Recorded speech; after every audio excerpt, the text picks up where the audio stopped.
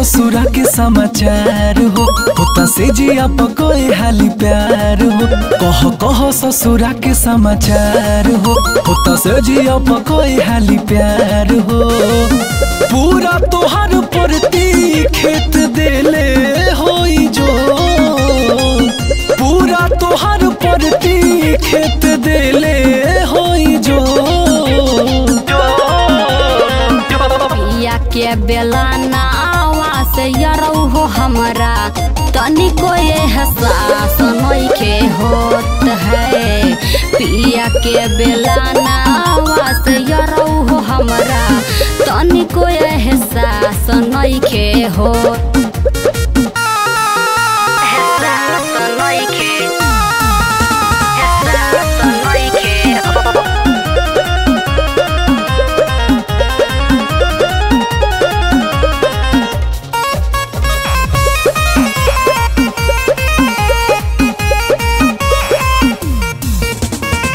बात जदी ऐसन बात हमारे से काम चलावा हो।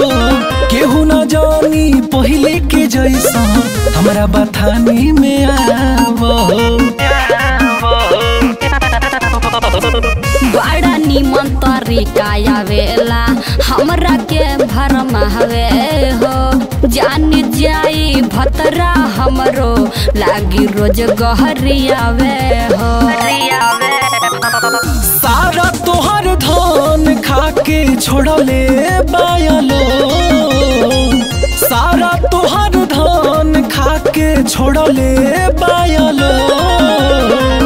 पिया के बेला नावा से यरौ हो हमरा तनिको एहसास नइखे हो।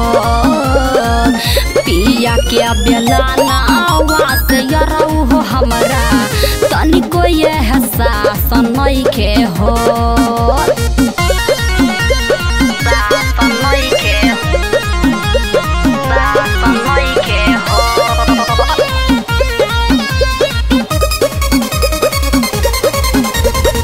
झूठो मूठो बहाना करेलो सब बात भुला जाओ।